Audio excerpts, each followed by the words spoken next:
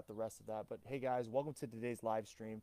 Today we're going to be talking about one of the biggest myths I've hear in the SAT world, and it's more practice tests always gets you better SAT math scores.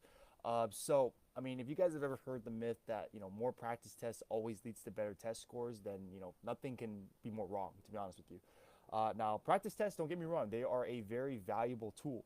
However, they are not the end all be all for for SAT prep. Okay, and here's why. Okay, the first reason is obviously the quality over the quantity. Okay, now it's not just about taking as many tests as possible. Okay, it's actually about learning from each test, understanding your mistakes when you take the test, and improving your strategies every single time you take a test. Right. So a lot of people, right, they think they can just rely on practice tests alone, and they realize it's like, hey, my score never improved, is because you didn't actually go back and fix your mistakes. You didn't actually learn from anything. Okay. Now, if you don't learn from any of these practice tests, you just use practice tests over and over and over, then obviously it's going to be a very big waste of your guys' time.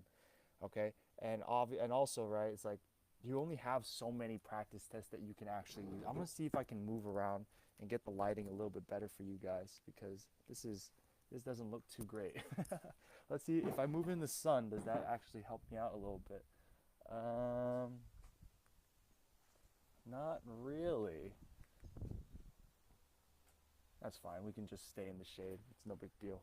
But yeah, guys, let's kind of talk about the next thing that we have on the list, right? Oh, actually, the lighting here is not too bad. I'll just have it centered on this part of my face. So obviously, right, the second worst thing about doing too many practice tests is that you keep practicing the wrong things. Okay, so for those of you who have student athletes, you know how you can keep practicing shooting a basketball for hours, the wrong way, right? If you keep shooting the basketball the wrong way, I mean, unless you're Sean Marion, right, then you don't see any results, So that's exactly what we want to avoid. By overusing practice tests, you just keep repeating the same wrong habits, because you have no one in there to actually diagnose where your issues are, and if you don't have anyone who's like fixing you as you keep on going, then yeah, you're going to keep using the same wrong habits, and that's just going to be overall detrimental to your score. And again, that just goes back to point number one, right? Quality over quantity. You don't want to take so many tests that you keep hammering the same results. I mean, that's kind of the definition of insanity. The third reason why we don't want to take too many practice tests is because it increases your kids' burnout.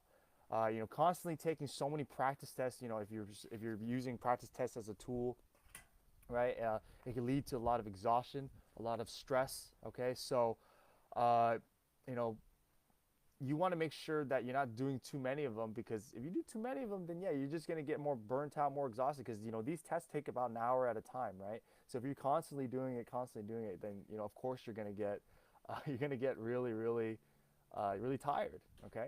The third thing that I want to talk, or the last thing I want to talk about, is that, hey guys, there's only so many practice tests out there, right, that actually mimic the exam, right? The Blue Book has 6 of them, right? And there's a lot of non-adaptive practice tests. But the thing is, if you keep using them all, then you're going to run out of things to measure yourself. You only realistically need 4 to 5 practice tests before the exam, so that you know exactly where you're at. But if you use them all and you try to go back and try to do them again, then obviously you already um, use those practice tests. So then your kid's gonna do them again. It's like, hey, I got better. It gives them a false sense of security. It's like, no, you didn't get any better. You just redid the same test. So those are the three. I saw some people join in, right? So those are the 3 reasons why we don't want to be overusing practice tests, right? Is because number one, quality over quantity, right? You got to actually learn from each test and understand your mistakes, improve your strategies.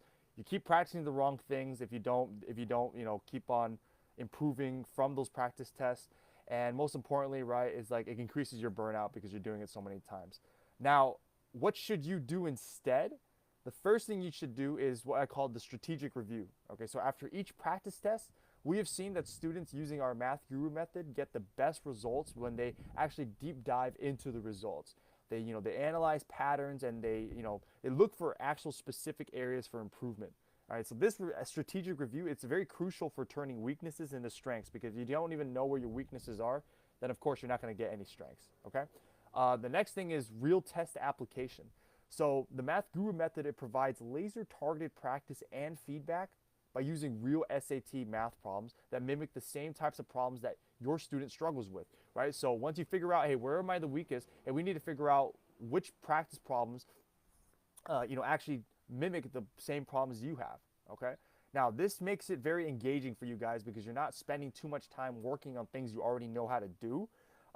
Makes it more engaging and ensures very lasting knowledge because, you're drilling these problems over and over, the ones that you're bad at, and, you continuously develop your skills that way. The last thing that you want to do is what you call the success simulation. So the MGM method, it includes simulating the actual test day experience, right? So a lot of people, they do these practice tests, right? They just do them willy-nilly. They do it in a very loud, noisy environment, right? In a very calm environment, right? So it's like, something that's in their own comfort zone, right? So, it doesn't actually mimic the test. So like they tell me, hey, Jared, I got a 750 at home. Why is it that when I went to the actual test, I got a 600? It's because you didn't practice the way you play. You didn't play the way you practice, right? You took the test in an environment that does not actually mimic the environment that you're supposed to be in. So what's going to happen to you, right? You're gonna get that test day jitter, right? You're gonna be making silly mistakes, and you're just gonna be making mistakes that you should never have been making because you didn't practice in the environment that you're in.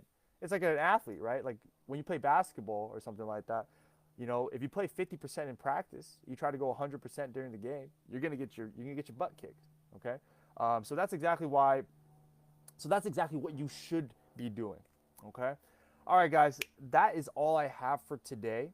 Okay, now I want you guys to focus your shift from quantity to quality. Okay, now with using the Math Guru method, your team will not only boost their SAT math scores, but they're also going to develop a very deep understanding and application for math, right? And they're going to appreciate it a lot more, trust me. All right, if you guys are ready to break free from the myth and engage in a very efficient approach to math, and if you're looking to increase your team's SAT math score, feel free to comment down below boost, and or get in touch with me via email, via Facebook Messenger, doesn't matter, right? And we're gonna get you on your path to increasing your team's SAT math score, okay? If you guys have any questions, feel free to ask me. I look forward to seeing you guys in the future, and thanks you guys so much for your time, all right?